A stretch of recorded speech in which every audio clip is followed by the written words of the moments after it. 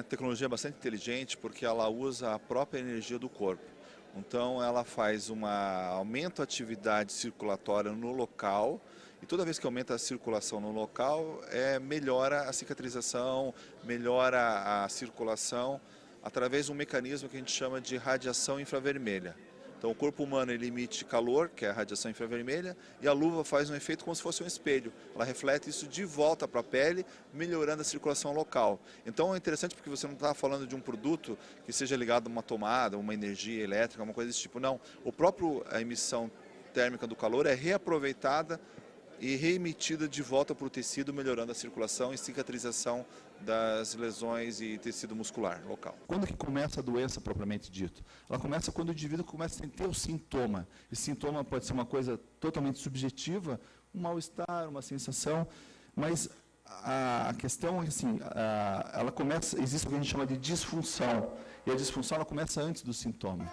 Para nos aprofundarmos e explicar o que é e como acontece essa sensação desagradável que conhecemos como dor, eu mesma estive com o Dr. Marcos Leal, que esteve no evento e é especialista no assunto. Estamos aqui com o Dr. Marcos Brioski, que é especialista em dor. Doutor, nós percebemos que os trabalhadores em teleatendimento que desenvolvem as chamadas LER-DORT possuem em comum a dor intensa. Afinal, o que é dor? Pode ser considerada uma doença? A dor, antes de tudo, é um sintoma, é um sinal de alerta, sinal que alguma coisa está errada, seja ela uma dor leve ou uma dor grave. Então, toda vez que uma pessoa tem dor, ela deve procurar ajuda médica, ajuda a saber o que está acontecendo. Será que é um problema postural? Ou será que já é uma tendinite, né, relacionada ao trabalho? Não. Então, tem dor, é um sinal de alerta.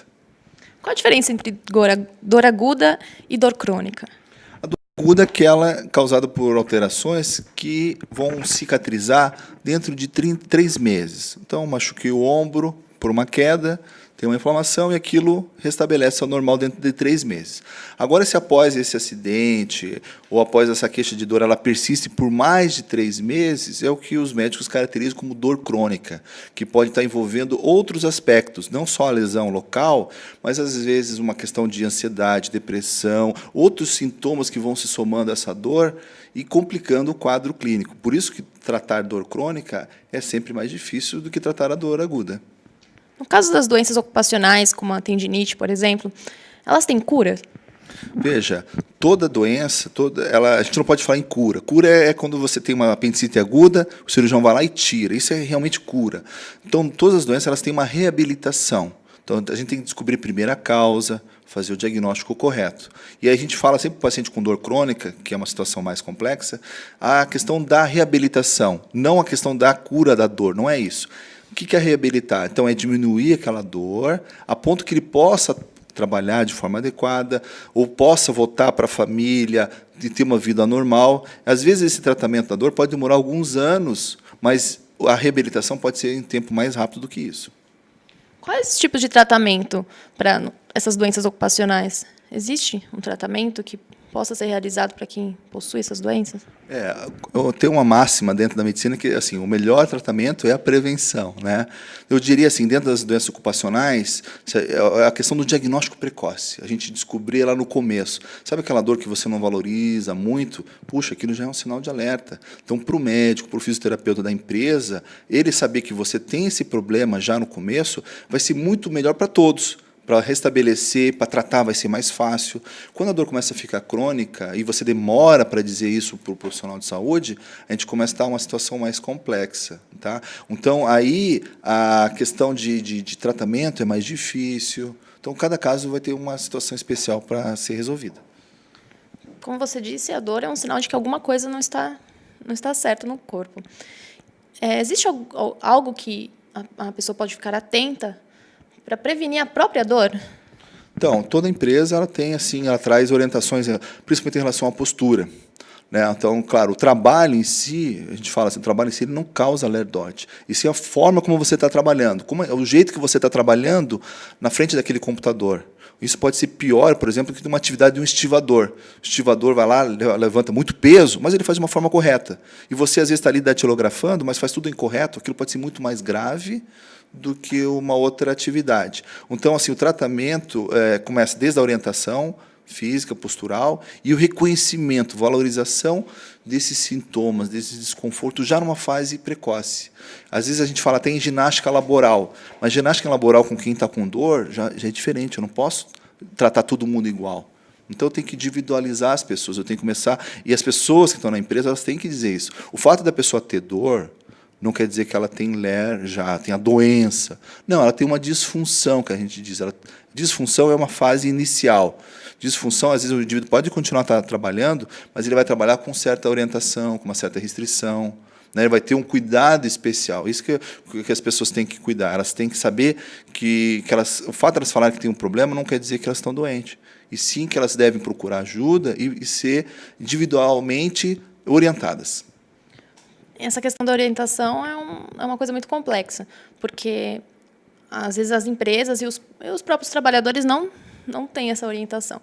O que você acha que falta para que esses trabalhadores, por parte da empresa e por parte dos trabalhadores mesmo, para que previna as doenças ocupacionais, as disfunções, enfim? Uma é a questão do medo. Então, esquecer o medo. Né? A questão, por exemplo, de falar em Ler-Dort. Ler-Dort é uma fase lá no final. É um termo, não é um termo médico, é um termo jurídico, de nexo de causa e tudo mais. Se a gente pensar um pouquinho lá na disfunção, que não é a doença, então não é o indivíduo que tem a síndrome do túnel do carpo, a pessoa que tem uma hérnia. Não, estou falando antes disso, quando a pessoa ainda tem um desconforto, que o médico não consegue caracterizar uma doença ainda. Que às vezes a pessoa acha, isso não é nada. Não, e se não é nada, começar a valorizar isso, que a gente chama que não é nada, e começar a sentar. Vamos sentar e vamos conversar sobre isso. Vamos ver como é que é a tua postura dentro da empresa, o que pode ser melhorado. Aí, eventualmente, tem situações que envolvem até a parte psicológica, que o indivíduo está tendo problemas na família e tudo mais, que pode estar sensibilizando ele na atividade. Então, são coisas que, se reconhecidas uma fase precoce, você está prevenindo o afastamento mais grave, que não é ninguém quer ficar em casa sem trabalhar, entendeu? Não é isso. Estou em casa, não isso com o tempo é pior para a dor, não ajuda no tratamento da dor. É claro que não posso ter uma pessoa com muita dor trabalhando também. Então, a gente não pode ter esses extremos. O que é o ideal? É que o funcionário e os profissionais de saúde envolvidos reconheçam isso de uma forma precoce, valorizem isso. Hoje a gente trabalha com exame de termografia, que vê alterações de calor, que as pessoas não sentem. Mas isso já mostra, opa, está aumentando a temperatura do teu punho. E a pessoa vai lá, eu sinto um certo desconforto. Mas quando a gente tem essa identificação desse problema, a gente orienta o indivíduo, vai atrás de coisas que ele está fazendo errado, que pode ser melhorado, antes que aquilo vire uma doença, antes que aquilo chegue ao estágio de Ler-Dort. Isso é o ideal. E medidas preventivas, né? Meios que possam diminuir a inflamação, cadeiras que possam melhorar a tua postura. Se você tem uma jornada de 8 horas, então que toda a iluminação, a forma de você sentar, a tela e tudo mais, seja de uma forma confortável. Então, tem várias medidas que podem ser trabalhadas. Mas eu saliento aqui, é individual.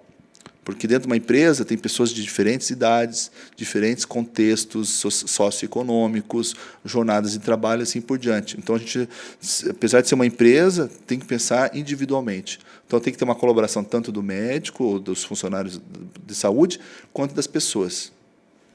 Você falou sobre as medidas de prevenção e também o doutor Marcos esteve presente no primeiro simpósio de saúde do trabalhador de telecomunicação e participou do lançamento dessas luvas de biocerâmica. O senhor pode me falar qual a importância desse equipamento, posso dizer assim, de prevenção a essas doenças? Qual a importância para esses trabalhadores, esse tipo de equipamento? Então, todo equipamento, que tem até um termo técnico, é equipamento de proteção individual, que são as EPIs, o objetivo delas é que, com ideias da engenharia, tecnologias novas, possam prevenir certas alterações, né? Então, toda profissão tem um risco. Então, como eu falei para você, o fato de trabalhar com telemarketing tem um risco. Né? Trabalhar como estivador tem um risco. Então, dependendo do risco, são utilizados EPIs, equipamentos de proteção individual, para que aquele risco seja diminuído.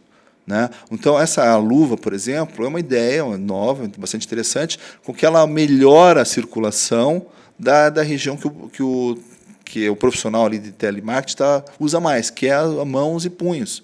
Né? Então, você estabelecendo sempre uma boa fluxo de sangue, você está levando oxigênio e glicose, então está nutrindo os tecidos sempre de uma forma mais contínua. Então, o indivíduo que usa uma EPI, o risco dele vai ser muito menor do que aquele que não usa uma EPI.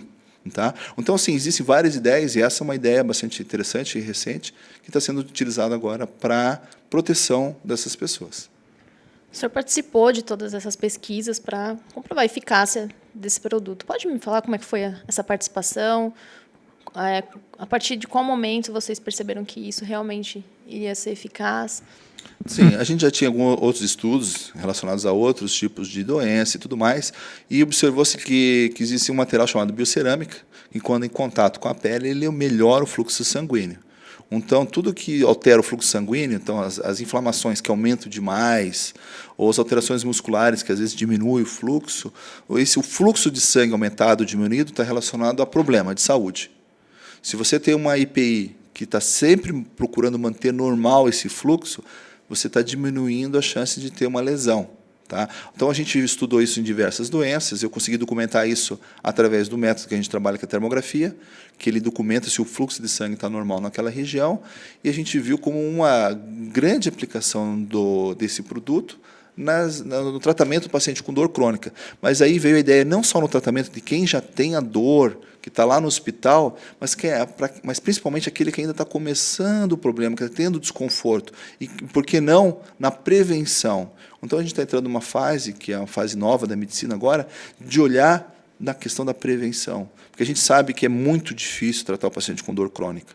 É mais difícil reabilitar. A pessoa que já está, imagine, 10 anos sofrendo, que já usa algum dispositivo para mobilizar o braço, essas coisas, isso é difícil tratar. Agora, a gente sabe que a gente pode prevenir milhares de pessoas e ter uma resposta melhor se a gente atuar lá no começo, nas pessoas que ainda não têm um problema ou que têm um problema com leve desconforto. Acho que isso, sim, é verdadeira medicina. Vai poder ajudar muito mais pessoas e com menor custo socioeconômico. Quais são as dores ou as doenças que previnem essa luva? São as doenças inflamatórias, né? Então, dentro de Lerdort, que é esse termo jurídico que eu falei para você de nexo causal, inclui as tendinites, punho, cotovelo, ombro, né? Tendinite, bursite, tenossinovite, as inflamações de nervos periféricos, no caso o nervo mediano, que é a síndrome do túnel do carpo, né? Então, as principais alterações relacionadas a uma sobrecarga daquela estrutura por um posicionamento errado do membro ou do tempo prolongado de atividade que a pessoa tenha. Como se desenvolve essas doenças? Essas que você me explicou especificamente, que a luva combate. Elas desenvolvem de várias formas. Do modo geral, por uma diminuição do fluxo sanguíneo, uma sobrecarga daquela estrutura. Então, o indivíduo ele não tem um apoio no braço. Se ele não tem um apoio do braço e fica digitando, ele está sobrecarregando toda a musculatura do ombro.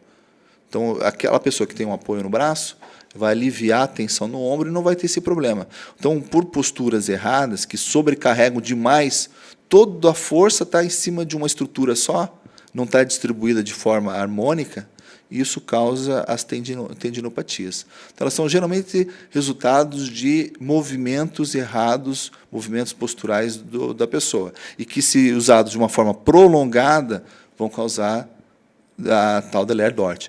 Olha um exemplo interessante. Se você segurar um pacote de leite com os 2 dedinhos assim, que não é nem movimento repetitivo, né? Você segura assim tranquilo, né? Agora fique 10 minutos, 15 minutos segurando isso. Você vai sentir uma dor intensa no punho e daqui a pouco vai cair aquele pacotinho de leite. Entendeu? Então, isso é um exemplo de sobrecarga. Por exemplo, eu estou aqui segurando o microfone já faz um tempo, na nossa conversa. O que eu poderia desenvolver ficando todo esse tempo aqui? Então, aí vem o estudo da biomecânica, né? Então, a tua postura, girando o pescoço de lado. Então, você está sobrecarregando desde a região do pescoço. A parte muscular está em desequilíbrio com o outro lado oposto. Então, você vai ter que ter um tempo de a gente mudar a entrevista, de ter que ir lá para o outro lado, se a gente continuar, para você não começar a sentir muita dor aqui. Então, assim, o nosso corpo ele tem limites. A gente tem limite, né? Então, cabe à engenharia, cabe aos profissionais de saúde identificar esses limites, criar EPIs, equipamentos de proteção individual, para que as pessoas não possam ter esse problema, porque assim a vida continua, trabalhos têm que ser feitos, ser realizados, né? E soluções existem milhares. Os engenheiros estão com milhares de soluções e os médicos com vários problemas. Juntar os dois, a gente vai ter o melhor benefício para a população. Doutor, uma curiosidade, rapidamente. O grupo de dor do Hospital das Clínicas possui diversas pesquisas, as quais você participa, né? Existe algum estudo conclusivo que aponta para algum caminho no qual a dor irá ser extinta da nossa vida? Se a dor for extinta da humanidade, a gente vai morrer. Tem uma doença chamada agenesia da dor, então crianças que nascem sem a sensibilidade da dor, e elas não vivem por muito tempo, porque elas acabam se machucando, tendo infecções e tudo mais. Então, assim, a dor, ela faz parte da nossa vida, sim. Ela é importante, é um sinal de alerta. Pessoas, por exemplo, que têm diabetes, que começam a ter amortecimento do pé, elas acabam fazendo feridas, infeccionam o pé e acabam amputando o pé. Então, a dor é um sinal de alerta, é importante, ele faz parte da nossa vida. É claro que a dor crônica, isso já não pode acontecer. Então, é sinal que descontrolou. Mas a dor sempre vai ser uma coisa presente, e enquanto ela for controlada, tudo bem. É isso que a gente preconiza. Então, isso que eu falo, não adianta você dizer assim, eu tenho dor, eu não posso trabalhar. Sim, mas dor todo mundo vai ter. A questão é assim, você ter dor e ser reabilitado, ter condições de voltar para a tua atividade. Ok, muito obrigada, doutor. Eu sei que o seu dia a dia é muito corrido.